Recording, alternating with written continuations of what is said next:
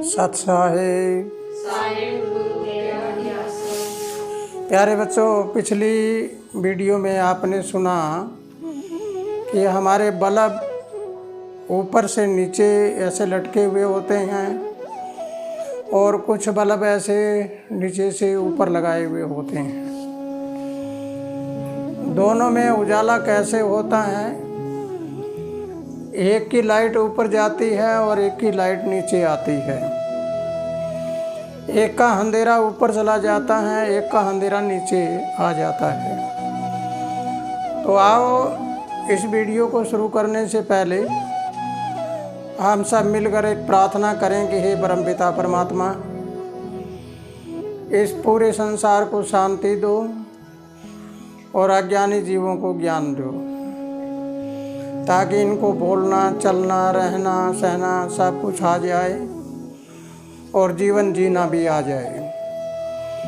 तो आज हम शुरुआत करते हैं कि ये तो आपको पहले बता चुके हैं कि जब बल्ब ऐसे ऊपर की ओर लगा हुआ होगा तो उजाला ऊपर होगा, अर्थात हमारी खोपड़ी में चानना होगा, खोपड़ी में उजाला होगा, लाइट होगी। अगर बल्ब ऐसे लटका हुआ होगा नीचे तो उजाला है वो नीचे होगा, अंधेरा हमारी खोपड़ी में रहेगा। यहाँ पर इस खोपड़ी में अंधेरा है, सहस्त्राल में। जिसके सहस्त्राल में अंधेरा होता है वो हर समय उल्टे पुल्टे बोलते हैं, क्योंकि आपको सत्संग में बताया था कि भाषा कैसी होनी चाहिए। ऐसे लोग जिनके बल्ब ये ऐसे जल रही हैं वो हर समय कोई न कोई उल्टी सीधी बात करेंगे और किसी की बुराई ढूंढते फिरते रहेंगे। अच्छाई का नाम नहीं होता। और इधर वाले हैं वो किसी की अच्छाई ढूंढते फिरेंगे। एक आदमी बुरा है और उस बुरे में भलाई है कुछ, तो इधर वाले लोग हैं, इधर में रहने वाले हैं, वो हमेशा उसकी अच्छाई के गुणगान करेंगे और उस बुरे को अच्छा बना लेंगे। और इधर रहने वाला है उसके साथ अच्छे लोग रहेंगे तो भी उसको बुरा बना लेंगे, क्योंकि उसको हर समय उल्टा सुल्टा बोलना है, उल्टी सीधी बात कहनी है, खुद तनाव में रहना और दूसरे को भी तनाव में डालना है। इस मामले में जहाँ यहाँ अंधेरा होता है वो मर्यादा भंग कर देते हैं। यहाँ न नाता होता है, न रिश्ता होता है, सब जगह उथल पुथल रहते हैं। तो इसका अध्ययन करने से आपको पता लगेगा कि हकीकत में हो क्या रहा है। होना है वो इस सहस्त्राल में जाने के बाद परिवर्तन होता है, लेकिन इसका ध्यान यहाँ से ऊपर जाता ही नहीं है। ये शरीर हमेशा जज्जर रहेगा, इसमें बल्ब नीचे की ओर रहेंगे, सारा दिन लड़ाई झगड़ा तनाव में रहना, अपने आप को बड़ा बताना, अहंकार में रहना, क्रोधित रहना और दूसरे की बुराई को ढूंढ ढूंढ के उसको तंग करना और खुद डूबना और दूसरे को डुबोना। इसका नाम होता है कौवावर्ती। ये कौवावर्ती के इंसान जो होते हैं वो हमेशा ऐसे करते हैं। और इधर वाले हैं हंसवर्ती के।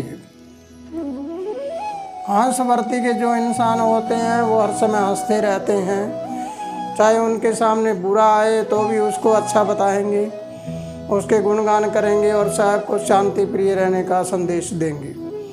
तो हंस और कौवा दोनों हमारे शरीर में हैं। तुम कहाँ पर रहते हो ये तुम्हारी अपनी मर्जी होती है।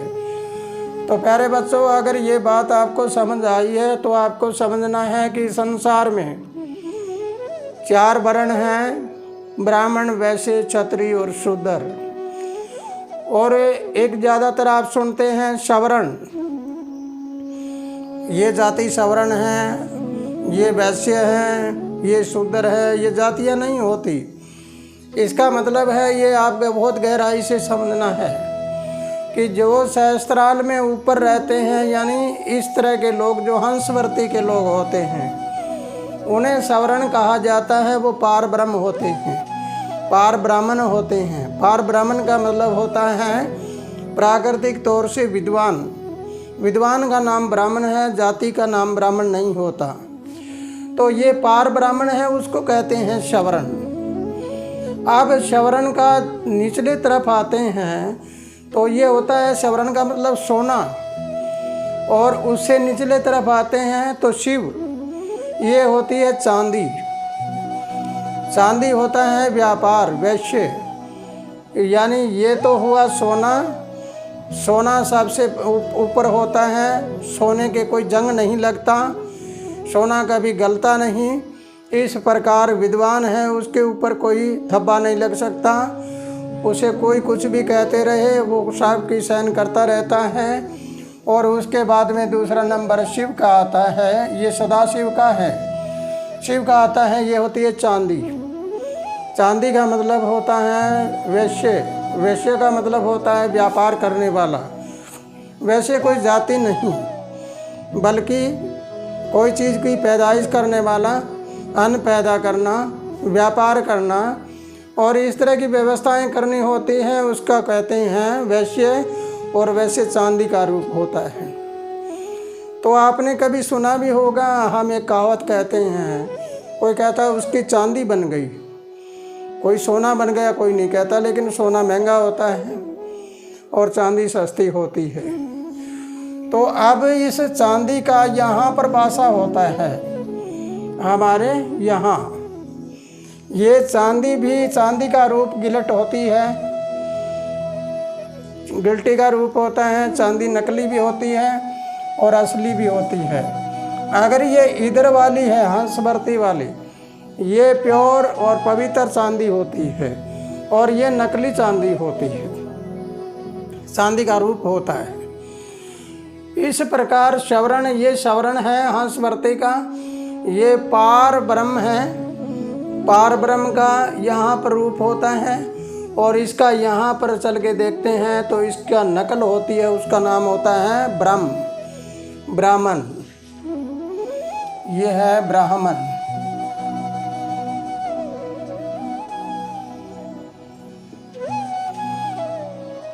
अब ये देखो इसका रूप क्या हुआ, मतलब इसका रूप ये है और इसका रूप ये है। अब इसका नाम विद्वान, प्राकृतिक विद्वान, और उससे नीचे हैं उनके लिखी हुई किताबों को पढ़ पढ़ कर ज्ञान देने वाला, ये है ब्राह्मण। उसके बाद में ये शिव है, ये छोटे व्यापार करने वाले हैं, ये बड़े व्यापार करने वाले हैं। ये कौवावर्ती में रहते हैं, हाय हाय करते रहते हैं और दोनों हाथों से माया के लिए ऐसे भागते रहते हैं। और इधर वाले हैं, ये हंसवर्ती में रहते हैं, मीठा बोलकर व्यावहारिक काम करते हैं और अपने व्यावहारिक रूप से अपने बाजार में काम करते हैं। अगला ये है हमारा हृदय। हृदय में विष्णु की ताकत होती है, ये तांबे का रूप है और तांबे के रूप में ये सूर्य है।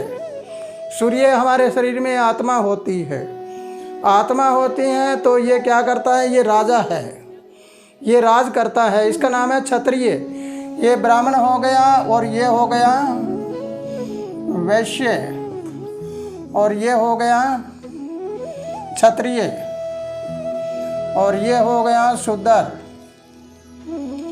अब आपको गौर से समझना है इस बात को। अगर समझ आ गई तो इस संसार में जातिवाद समाप्त हो जाएगा, जातिवाद नहीं रहेगा। अब इसको देख लिया आपने, विष्णु है, ये क्षत्रिय है, लेकिन ये क्षत्रिय, असली क्षत्रिय ये है। ये हृदय में सूर्य का वासा होता है। सूर्य आत्मा का रूप है। आत्मा और मन ये दोनों हैं कि सूर्य है, ये आत्मा है, ये ऊपर से आती है और मन इस संसार का होता है। तो इसलिए ये क्षत्रिय है। ये क्षत्रिय होते हैं बनाए हुए और ये क्षत्रिय होता है परमात्मा के घर से। इसका नाम है पार क्षत्रिय, यानी हंसवर्ती का। जैसे राजा वीर विक्रमादित्य हुए, जैसे राजा भोज हुए, राजा जनक हुए, ऐसे संतवर्ती के राजा हरिश्चंद्र हुए, ऐसे संतवर्ती के राजा हुए। उस राजा को पार क्षत्रिय कहते हैं, जो प्राकृतिक नियम से राज धर्म को जानते हैं और उनकी नकल है ये इधर वाली। ये क्षत्रिय होते हैं बनाए हुए। फिर हम नीचे चलते हैं, ये पार ब्रह्म है। ये लोहा है, इसको खेड़ी भी कहते हैं। दूसरा लोहा होता है, पवित्र लोहा होता है। और ये लोहा है, इसको नाम है शूद्र। और ये ब्रह्मा है, ये ब्रह्मा है, ये ब्रह्म शक्ति है, यहाँ पर ये लोहा होता है और लोहे को हम शूद्र कहते हैं क्योंकि उसके जंग भी लग जाता है। और इधर वाला लोहा होता है जो पवित्र लोहा होता है, जो इस लोहे को जो काट देते हैं, छेनी वगैरह होती है, कटर वगैरह होती है इसकी, वो काट देता है, उसको जंग नहीं होता। तो इसलिए प्यारे बच्चों, अगर ये बात आपको समझ आई है तो आज आपको ब्रह्म के बारे में, शूद्र के बारे में और ये पार शूद्र के बारे में ये आपको बताया है। इसे अगली वीडियो में आपको बताया जाएगा कि इन सभी का कनेक्शन राज धर्म से और संत धर्म से कैसे है और कैसे कैसे इनको चल के आगे हमें चलना चाहिए और इन बल्बों के साथ कैसे ज्ञान देकर जीव को जागृत करना चाहिए। तो प्यारे बच्चों, इसी के साथ खुशहाल रहो, आनंद करते रहो। सत साहिब।